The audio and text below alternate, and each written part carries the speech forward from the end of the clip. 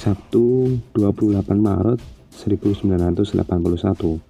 Kala itu ABRI atau Angkatan Bersenjata Republik Indonesia sedang melaksanakan latihan gabungan tahunan untuk meningkatkan kemampuan tempur. Namun, di sela-sela tersebut terdapat kabar bahwa pesawat Garuda DC-9 atau disebut Woyla dengan nomor penerbangan 206 dibajak oleh sekelompok orang yang tak dikenal.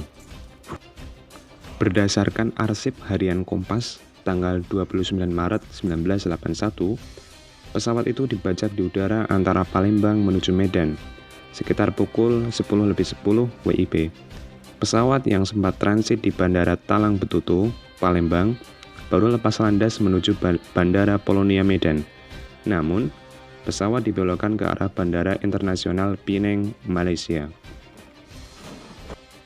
Pemerintah Indonesia saat itu menghubungi Malaysia untuk tidak memenuhi permintaan pembajak, yaitu meminta full bahan bakar pesawat dan makanan. Namun, mereka tetap melakukan dan akhirnya pesawat kemudian menuju Bangkok, Thailand. Rute yang akan ditempuh oleh mereka diketahui akan menuju Bangkok, kemudian ke Kolombo atau Sri Lanka, dan berakhir di Libya.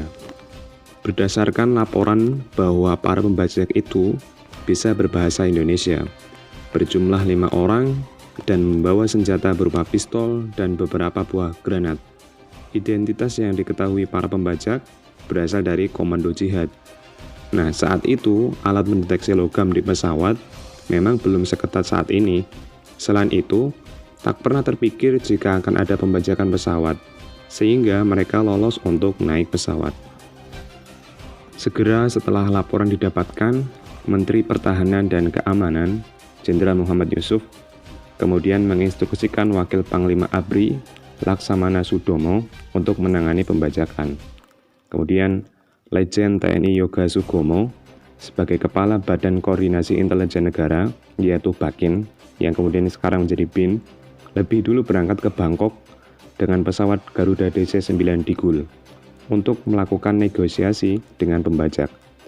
Pembajak meminta pemerintah Indonesia membebaskan rekan-rekannya, 80 orang yang ditahan karena melakukan aksi teror, serta meminta uang tebusan 1,5 juta dolar, jika di kurs saat ini mencapai 21 miliar rupiah. Namun, pemerintah Indonesia sama sekali tidak berniat mengabulkan permintaan para pembajak dan melakukan aksi penyelamatan. Tentunya belum pernah ada di dunia ketiga atau di luar Eropa dan Amerika saat itu yang melakukan aksi pembebasan dari para pembajak. Letnan Jenderal LB Murdani sebagai Asinto L. Hankam kemudian berangkat dengan pasukan Kopasanda yang kini menjadi Kopassus dan dipimpin oleh Letkol Sintong Panjaitan berangkat ke Bangkok dengan pesawat Garuda DC-10 Sumatera. Sebelumnya, pasukan Kopasanda ini sudah berlatih di Kemayoran dengan pesawat Garuda DC-9 sama persis dengan pesawat yang sedang dibajak. Tujuannya agar mengetahui letak pintu darurat dan ruangan di dalam pesawat. Setelah tiba di Bangkok, Pak Beni dan Pak Yoga bertemu Perdana Menteri Thailand di kediaman resminya di kawasan Bangkok. Beni menjelaskan latar belakang pembajakan. Mengenai tuntutan pembajak, Beni menegaskan bahwa pemerintah Indonesia tidak mungkin menyetujuinya. Oleh karena itu, dia meminta izin untuk melakukan operasi militer. Namun, Perdana Menteri Thailand enggan mengizinkan. Sebagai negara berdaulat, pemerintah Thailand tentu saja keberatan sebuah pasukan asing melakukan operasi militer di wilayahnya. Di samping itu, pemerintah Thailand masih mengharapkan pembajakan itu diselesaikan secara damai, seperti peristiwa tahun 1972. Aksi sekelompok Black September menduduki kedutaan besar Israel di Bangkok berhasil ditangani tanpa pertumpahan darah setelah memenuhi beberapa tuntutan mereka dan mereka lolos aman dari Thailand. Menjelang sore 30 Maret 1981, Pak Beni menyampaikan pesan kepada Letkol Sintong untuk siap beraksi malam itu. Sementara itu, Pak Yoga menyampaikan kepada para pembajak bahwa Jakarta telah mengalah dan 80 tahanan akan dibebaskan pada hari berikutnya. Mendengar hal ini, para pembajak setuju untuk memperpanjang tenggat waktu dan berjanji semua sandera kecuali kru akan dibebaskan begitu para tahanan dibebaskan. Sebagai tanda iktikat baik, mereka mengizinkan makanan dikirim ke para sandera untuk pertama kalinya sejak mendarat di Bangkok. Pasukan Kopasanda sampai di Bangkok. Mereka berjumlah sekitar 30 orang.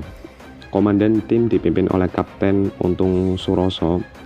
Berdasarkan di kisah Letkol Sintong Panjaitan dalam biografinya, saat itu terdapat seorang CIA yang bertemu dengan Pak Murdani dan memberikan beberapa perlengkapan untuk operasi pembebasan tersebut. Salah satunya adalah radio komunikasi yang dapat digunakan oleh tim dalam penyerbuan, termasuk seperti kacamata night vision, sehingga pasukan akan lebih mudah mengetahui letak musuh di antara para sandera. Penyerbuan awalnya direncanakan sebelum subuh, namun setelah berdiskusi dengan Legend LP Murdani, akhirnya penyerbuan dilaksanakan dini hari, pukul 3 waktu setempat. Melihat para pembajak sepertinya biasa bangun lebih pagi. Selain itu, negosiasi dengan Pak Yoga dinilai menguntungkan para pembajak. Jadi seolah-olah pembajak memenangkan perundingan dan berhasil, sehingga mereka merasa senang dan malam itu mereka tidur dengan nyenyak. Komandan tim penyerbuan Letkol Sintong Panjaitan membagi timnya menjadi 5 sub, masing-masing untuk di pintu-pintu pesawat. Kapten Untung Suroso bertugas menyergap lewat pintu depan. Kemudian di tim tengah ada Letda Rusman sebagai komandan tim, dan Letkol Sintong Panjaitan juga ikut dalam penyerbuan.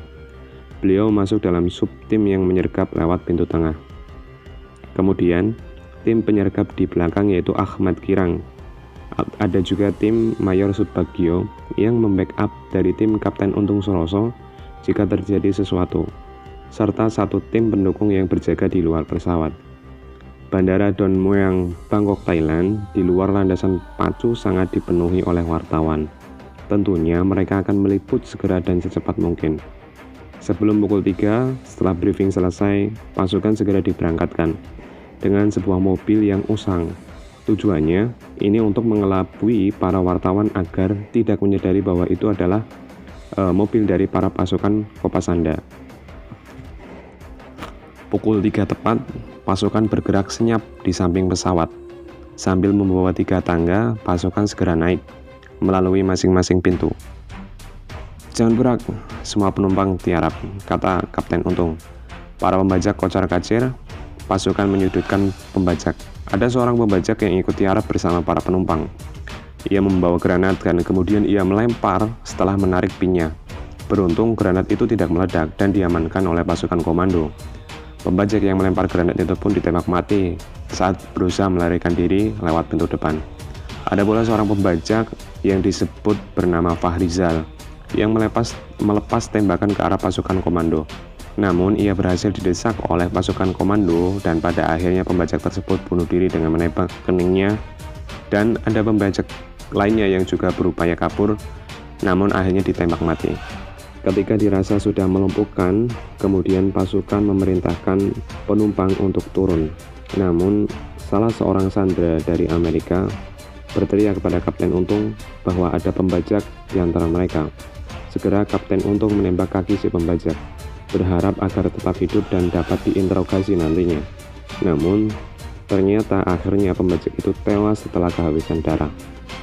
Operasi penyerbuan dan pembebasan berhasil, dan waktu yang diperlukan tak lebih dari 3 menit, tepatnya hanya 2 menit 49 detik. Namun, nasib naas dialami pilot pesawat Garuda Woyla. Pilot bernama Kapten Herman Rantai dan seorang anggota Kopasanda bernama Ahmad Kirang menjadi korban tewas dalam operasi tersebut. Keduanya menderita luka tembak. Pilot mendapat tembakan di kepala dan seorang salon perwira bernama Ahmad Kirang terkena tembakan di bawah perut dan gagal diselamatkan meski sudah dibawa ke rumah sakit. 5 pembajak tewas, yaitu bernama Mahrizal, pemimpin pembajakan, kemudian ada nama Abu Sofyan atau Sofyan Effendi, ada Abdullah Mulyono, dan kemudian Zulfikar Johan Mirza, dan ada Wendy Muhammad Zain. Keberhasilan dari operasi ini juga nantinya akan menjadi nama dari sebuah pasukan anti teror. Pasukan ini bernama Gultor 81 atau penanggulangan teror. Angka 81 didapat dari tahun tersebut. Keberhasilan pasukan juga melambungkan nama Kopasanda yang kemudian nantinya menjadi Kopassus dan menjadi pasukan yang diunggulkan di antara pasukan elit di dunia. Support channel kita dengan like dan subscribe agar admin lebih semangat dalam share cerita tentang Indonesia.